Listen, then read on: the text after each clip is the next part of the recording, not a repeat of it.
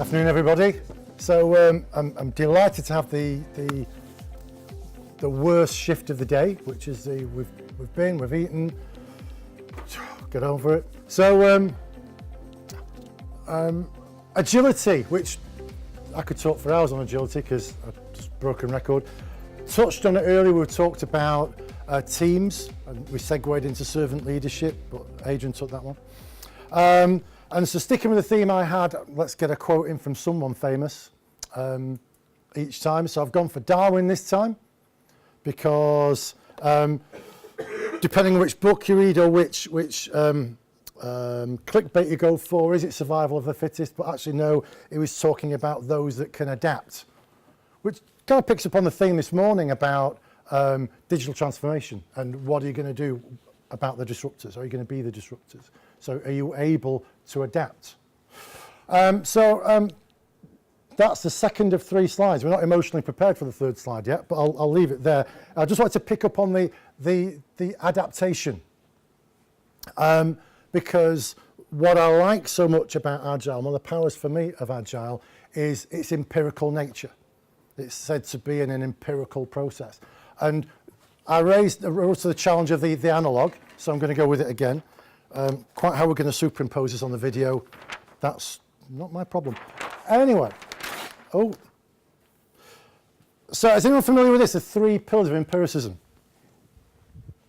Anyone want to go? Give me the 3 to choose from. Pillars of empiricism. Go for it. Oh, thank you for playing, but we can't have that one. Yeah. So, does anyone want to give me a definition of empiricism? Fact over fiction. Oh, look, I like that. Learn by doing. Experience-based learning. I'll give you the punchline. I'll give you the third. These are pillars, by the way, just in case my drawing skills aren't quite as good as you'd imagine or hope for. So let me come this way. So can't talk and write and spell and breathe at the same time, so I had to go quiet for a minute. Adaptation, that says, for those at the back. Adaptation. So an empirical process, there are 3 pillars, the third of which is adaptation. Now I've started us off on this. Is this triggering anything with anyone? Got 2 more to go? An empirical process? Try. Oh, okay, well, thanks for playing, but it's not that one either. So I'm just going to go for it. Transparency. Transparency is a thing. Let me come around here again. So, bless you. So 3 pillars of an empirical process, one way you learn by doing, it's evidence-based, is that we need transparency. Let's just cut to the chase, because ultimately presumption is we want to adapt. Thank you, Charles. We want to adapt. Okay, so we want to adapt. Well, why are we going to adapt? What caused us to want to adapt in the first place? Maybe we inspected what we'd done. Inspection. I'll just put Agile up there for now because we'll claim credit for everything. If we presume that what we aspire to do is change to adapt, how are we possibly going to know that there's a need to change, that there's a driver to adapt? So we need to inspect what it is we're doing. We inspect what we're doing, and hopefully out of that we'll find things that we could change, things that we could adapt. We can't inspect unless we're open and transparent. Unless we've got transparency, there's nothing for us to inspect. Or worse, what we're inspecting isn't actually the truth. So these are the 3 pillars. This isn't the 3 pillars of Agile, these are 3 pillars of an empirical process, of which Agile's a great fan. So if we can provide a culture where we encourage and reward transparency, we give the team and the organisation an opportunity to inspect, and only through that will there be the chance of adaption or adaptation. And if we just take one framework of many, let's go for Scrum. Scrum is set up for this.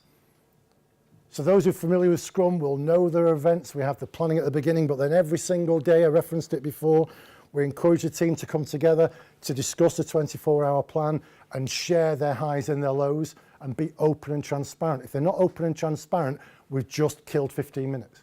Just a complete waste of time. So encourage them to be open and transparent. Is there a thing that we can inspect? Is there a thing that we might need to change? Can you imagine changing every 24 hours rather than waiting an entire month if that's the length of the sprint, or longer if this is classic waterfall? So we're able to learn lessons every single day. So if we assume that within agility, what we're looking for is the opportunity to inspect and adapt, then this very much goes to the heart of it, the transparency. And the bit at the bottom, the base, which is spooky because it came up this morning, is trust. Because if you haven't got the trust, then you're not going to have the transparency. If you've not got the transparency, you're not going to get the inspection. There's no adaptation. Okay? So that was a theme I wanted to pick up on because that's crucial to agility. And it's people. It's not about tools. We could go off and on about the Agile Manifesto. Incidentally, has anybody read the Agile Manifesto? One of you? Okay. If anybody now is thinking, I must check that out. It's clearly a popular read. When you arrive at the Agile Manifesto, don't think this can't be the place because this website looks really poor. That's it. 2000, wrote it, good enough, they never went back. So it looks a bit low tech. But within that, there are 4 values.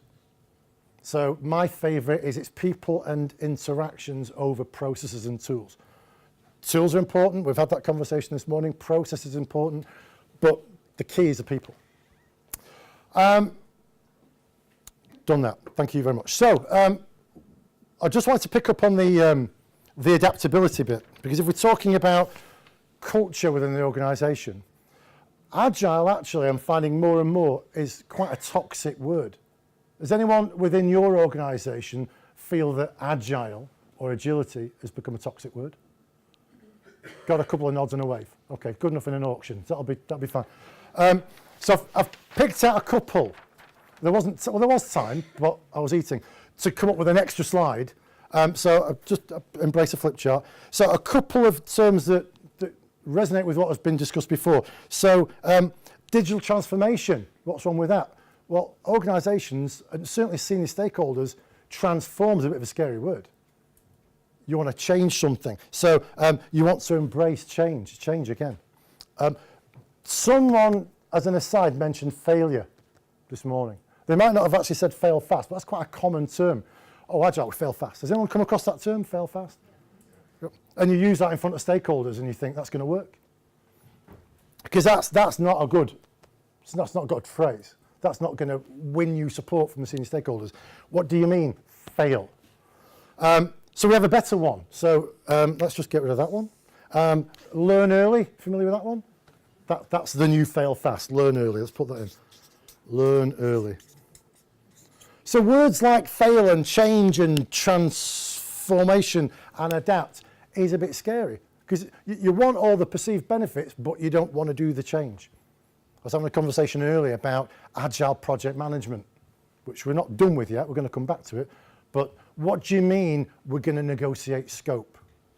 Because I'm used to having fixed scope. So just one other thought I wanted to bring in is, and this is another one of those over to you guys, is that we could talk about agility. And if we just come back to the title I was given, oh, that sounds like a push, doesn't it? A pull. What it means for business. If we could do that, I'll give you 2 minutes, speak to someone you didn't speak to before, so I guess turn left instead of right now. Those of you who have considered agility or becoming agile, or are now thinking maybe we want to try agile, what is it for you? So if I just come to this and say, what is it that you want? What is it that you're hoping agility will do for your organisation? What is the problem you're trying to solve? So rather than talk at you with lots of benefits of Agile, let's start with you and come up with, and this might help us with Q&A later on, what is it you're hoping it will give you? What is it that you want it to give you? Is that okay? So I'm going to ask us for 2 minutes. How long have we got, by the way, David? 6 minutes, 18 seconds. Plenty of time. Okay, 2 minutes. 2 minutes, speak to someone. What is it you're hoping Agile, quotes, will do for you? Yeah? Discuss, 2 minutes, we'll put it together. Away you go.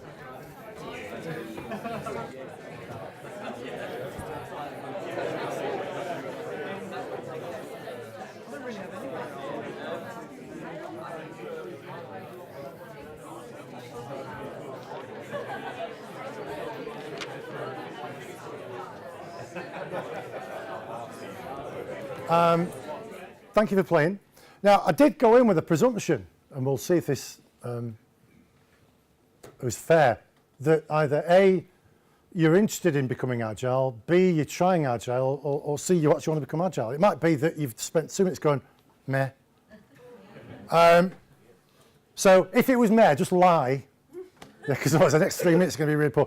So hands up anyone who's got a reason, either A, to justify going Agile, or B, why they want to be Agile. Has anyone got one around the room? Go ahead. I think I want to be Agile. So I'm not 100%, but efficiency, I think. Efficiency. Right, another tricky word. Efficiency, it's close enough. Can you just expand on efficiency for me? So I'm saying I'm not. I think I want to go Agile. I probably don't know enough about it, but I want to operate in a faster, more efficient manner. I want to be seeing results quicker. Okay. And progress quicker, and less of the start, wait, finish, and more of a kind of efficient process. Right, I'm just going to put, because you said use quicker, so can I just put for now, bracket speed, so your perception of efficiency is quicker results.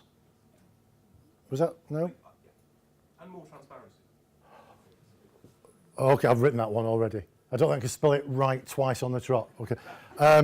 Has anyone else got a reason to become Agile? Or, go ahead. I think it's our ability to adapt to market changes and better able to meet our customer needs.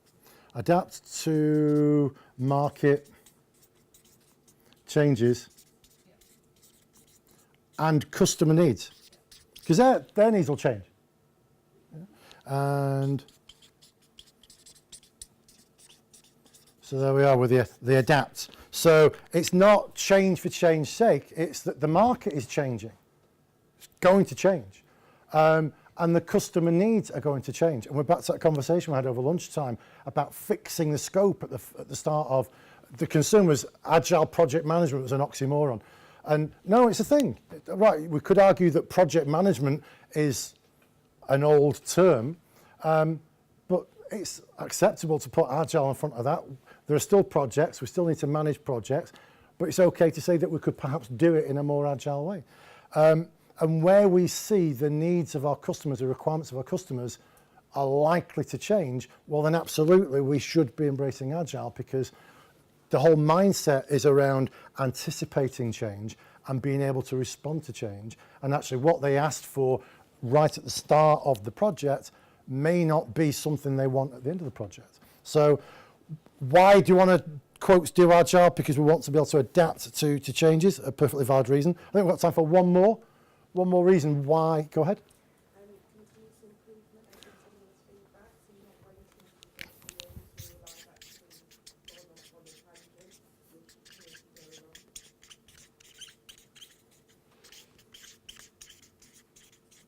I was listening while you were talking there. Yeah, so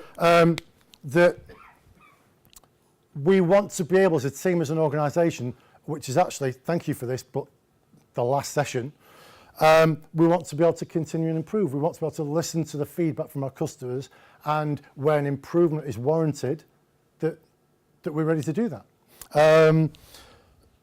You're not going to do that, that's not going to be possible unless there's a feedback mechanism. So classic waterfall, whenever we have a conversation about Agile, we tend to counterpoint it with big bad waterfall. So we could pantomime that as we meet the stakeholders at the beginning, disappear into the back cave for 2 years, come out and go, ta-da, and then finally hate it. Whereas working with agility, you want the stakeholder, you want the customer there with you all the time, meet them daily, meet them weekly, but it's still better than every 2 years. I've been told time's up, so thank you very much for playing, and we'll talk about continuous improvement after tea.